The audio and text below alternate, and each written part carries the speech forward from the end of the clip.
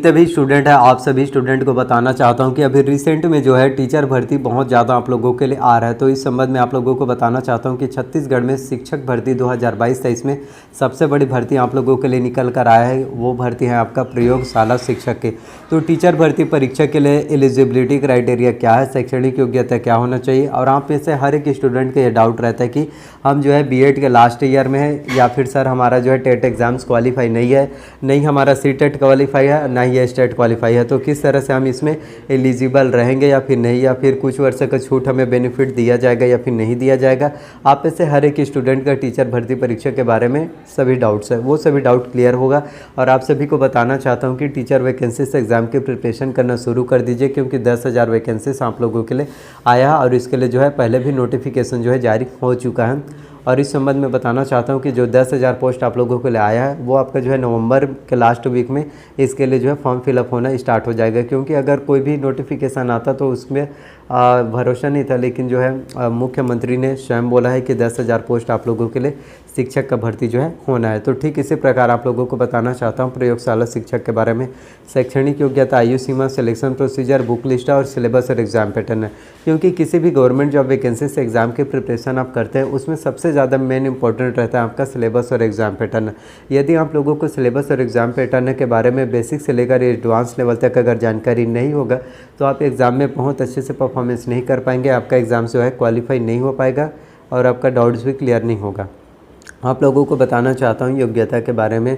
तो शिक्षक भर्ती परीक्षा के योग्यता के बारे में बात करें तो किसी भी मान्यता प्राप्त यूनिवर्सिटी विश्वविद्यालय से आपका जो है ग्रेजुएशन डिग्री आपके पास जो है स्नातक की डिग्री आपका कंप्लीट होना चाहिए। आप कोई भी कोर्स वाले स्टूडेंट हो, चाहे आपने BA, BSc, BCom, BSc agriculture, polytechnic, pharmacy, BSc nursing, आपने कोई भी कोर्स किया हो, चाहे प्रोफेशनल कोर्स वाले हो या फिर नॉन प्रोफेशनल वाले, बस आपका ग्रेजुएशन कंप्लीट होना चाहिए और इसके साथ ही आपका जो है बीएड कंप्लीट होना चाहिए। आपका 2 वर्ष का बीएड जो है कंपलसरी है।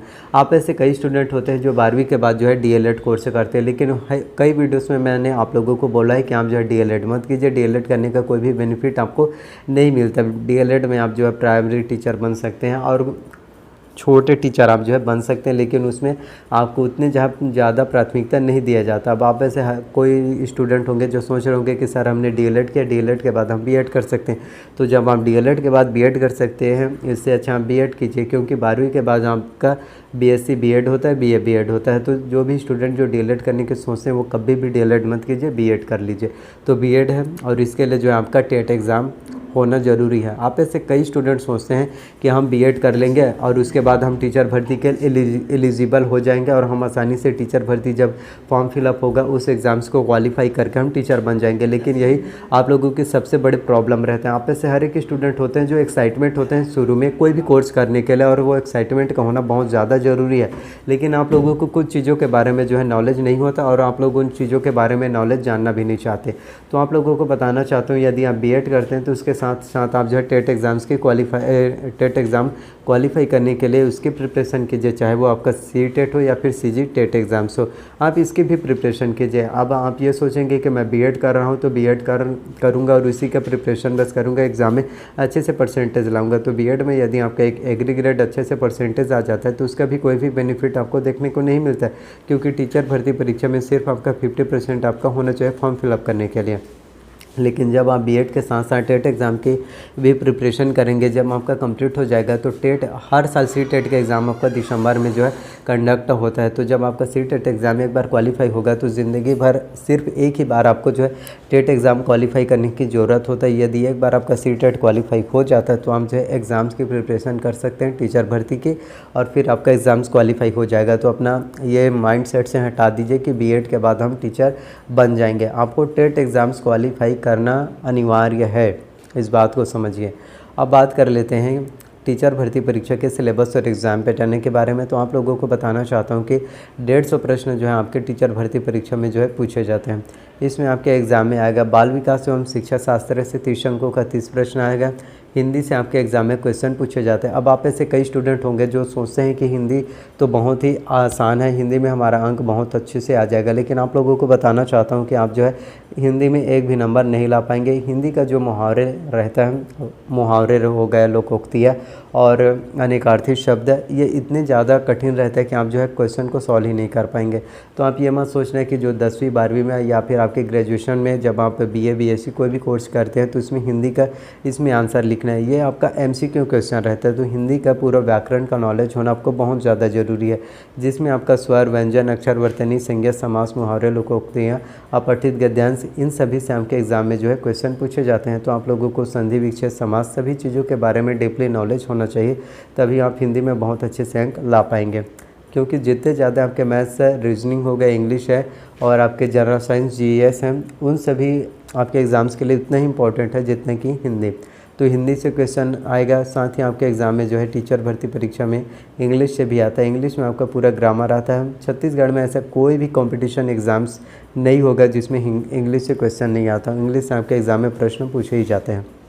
साथ ही मैथ्स से, रीजनिंग से और साइंस से भी आएगा। साइंस से भी जो बेसिक नॉलेज होता है आपका सामान्य विज्ञान से, उनसे भी संबंधित आपके एग्ज़ाम में प्रश्न जो है पूछे जाते हैं। साथ ही कॉन्स्टिट्यूशन से आएगा, इकोनॉमिक्स से आएगा, करंट अफेयर्स से आएगा, इंडियन वर्ल्ड करंट अफेयर्स से आएगा, इंडियन वर्ल्ड हिस्ट्री से आएगा और छत्तीसगढ़ की हिस्ट्री से भी आएगा। तो सभी चीज़ों की नॉलेज आपको इकट्ठा करना बहुत ज़्यादा ज़रूरी है।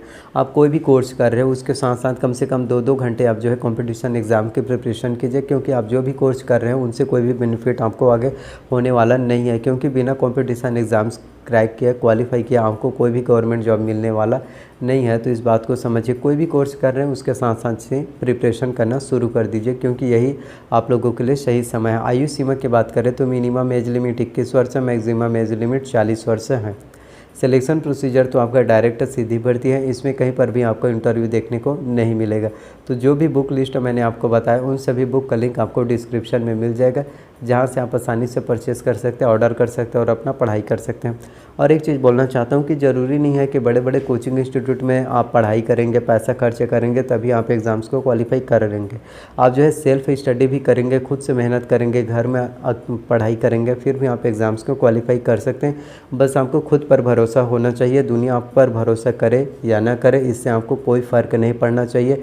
कोई आपके बारे में क्या सोचता है ये कभी भी मत सोचो। जब आप ये सोचेंगे कि लोग मेरे बारे में क्या सोचेंगे, क्या बोलेंगे, उसके अनुसार यदि आप कोई काम करेंगे तो मैं 100% कहता हूँ कि आप जो है ज़िंदगी में कभी भी सफल नहीं हो पाएंगे।